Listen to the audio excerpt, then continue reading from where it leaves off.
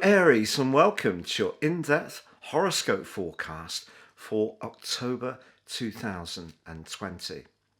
Now, year 2021 is rushing up quick, and if you'd like to find out what your personal celestial blueprint holds for the new year, you can order your 12-month forecast now and get the rest of 2020 free, as well as the whole of year 2021, plus get your character analysis and 30% off, and this is based on your unique birth data of time, date and place.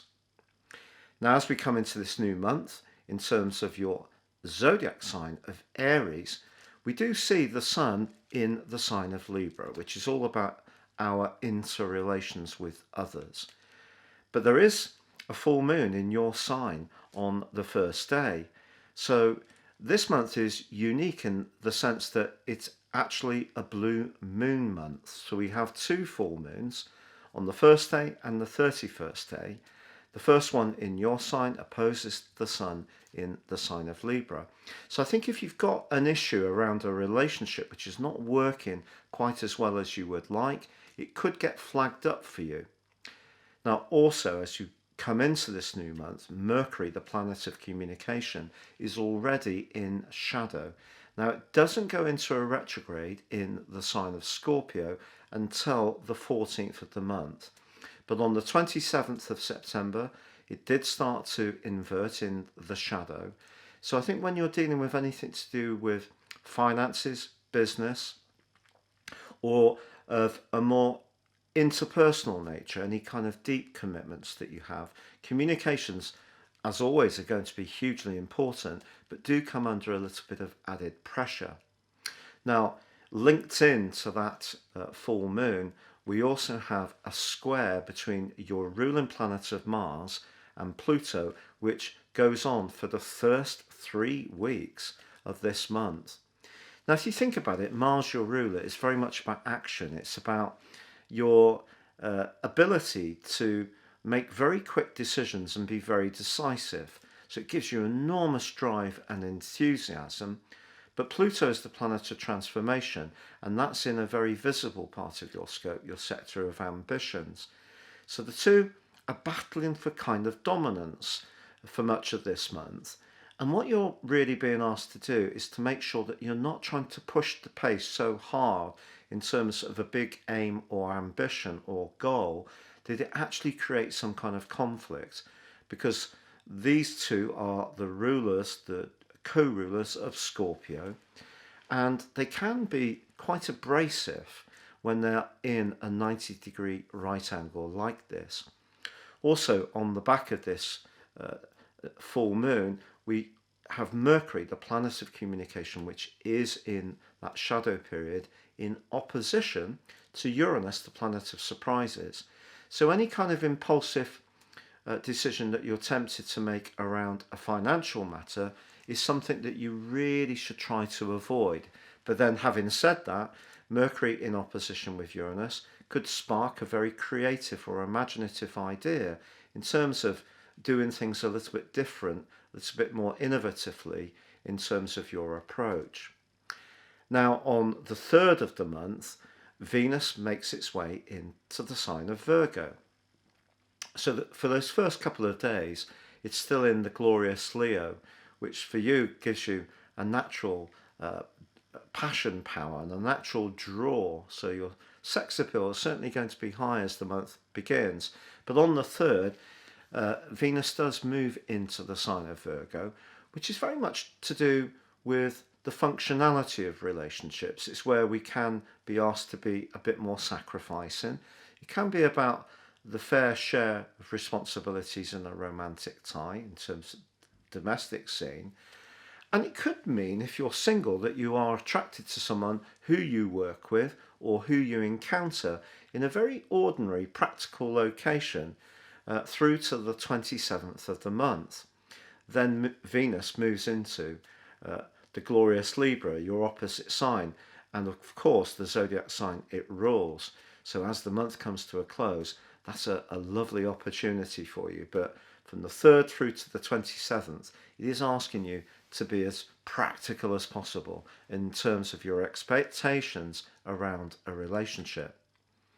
Now, from the 8th through to the 21st, it's not just Mars and Pluto that are in that right angle, it's the Sun in Libra, which is in a right angle with Jupiter, Saturn, and also Pluto.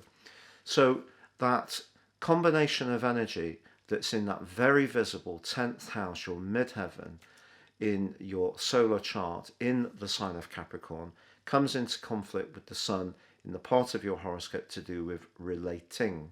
So around a relationship, this can be a critical time in the following month, particularly if you're in a relationship where the balance of power between you and the other person isn't quite working quite as neatly as everyone might like.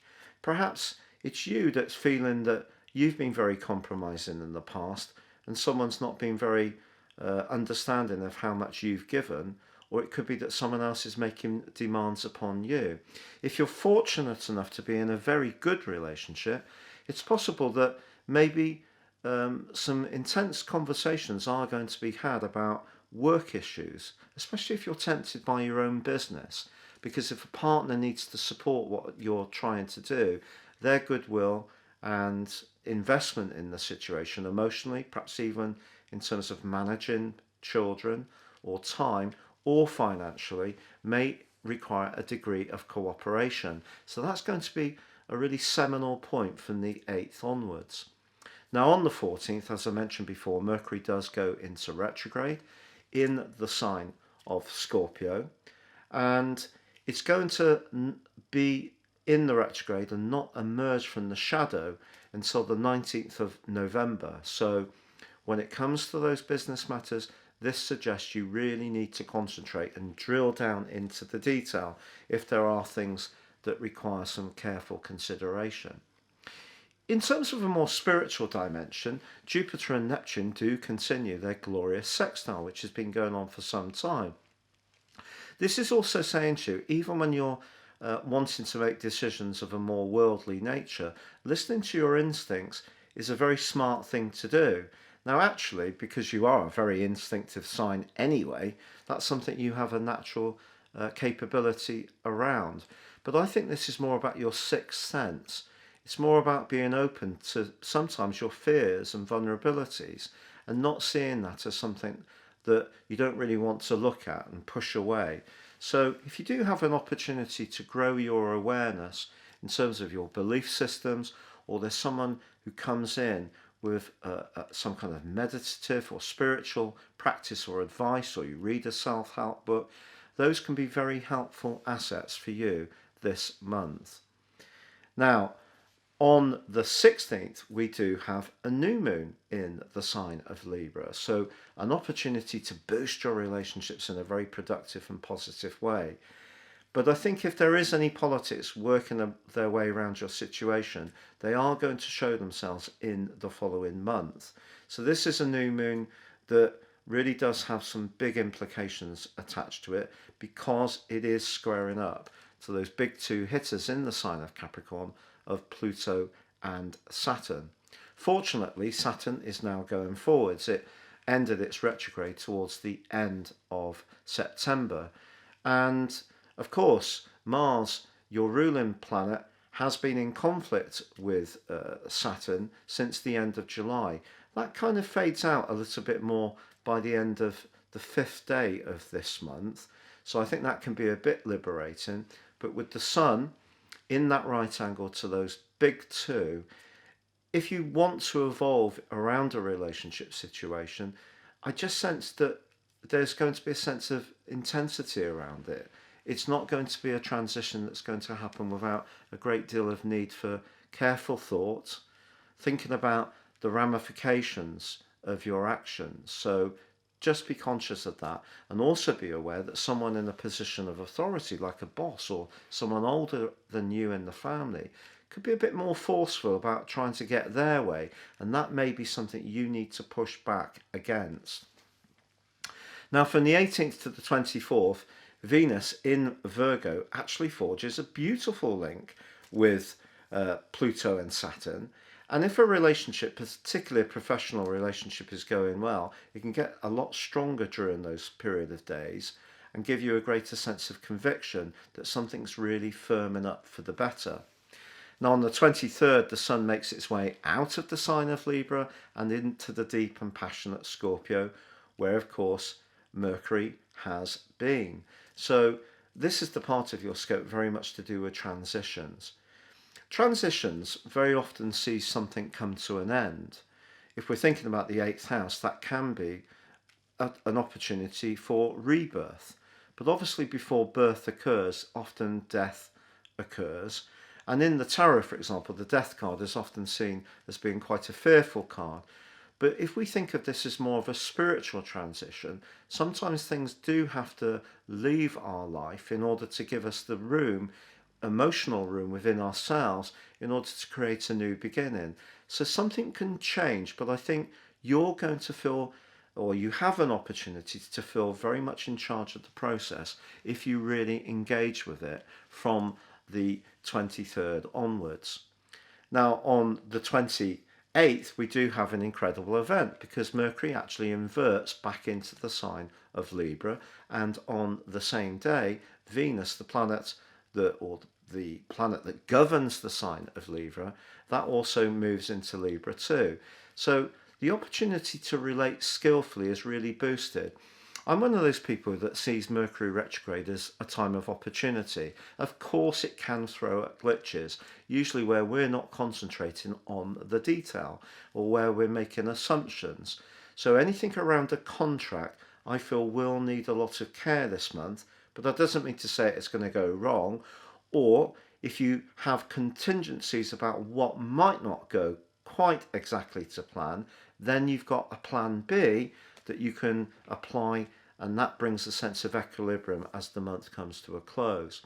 Now, ironically, Mercury and Saturn do come into conflict as the month closes. So if there is something that does need to be discussed around a contract, it could be that you may need to reach out for some professional advice. And if that does cost a little bit, I think it actually might be a smart thing to do. Of course, there's loads of information on the internet these days, and that's a wonderful thing we all capitalize on. But sometimes we do need to perhaps get a document signed by a professional because it gives it greater kudos and credibility. So that type of thing may be something you need to consider as the month closes. So that brings us to the 31st, and that second full moon, also the blue moon in the sign of Taurus, which is conjunct Uranus, the planet of surprises. And if we think the sign of Taurus is fixed, and where the sun is in Scorpio is also a fixed sign, although Uranus is actually exalted there, it's in its full in Taurus. I think there may be something around a financial matter or something you share with someone else, perhaps even intimacy, where you may find yourself thinking very quickly. Uranus is a kind of flash of energy, it's very electric. But if there's something you're holding on to because you are fearful of some kind of transition or change, as I mentioned before, about the whole process of evolution in your situation with the sun in the sign of Scorpio, try to be philosophical, because the more you can flex and go with things, go with the energy that's evolving for you, the more positive it can be. This is definitely a month which is going to see you thinking very carefully about your role in life, perhaps about a business matter, a property matter, but it's how you interact with others and also the business side of things as well, which is going to require a lot of care because of that Mercury retrograde. But I do think there are exciting opportunities for you to evolve too. It's been a real pleasure being with you, Aries. Thank you so much for joining me. Stay safe, take care, and good luck for now.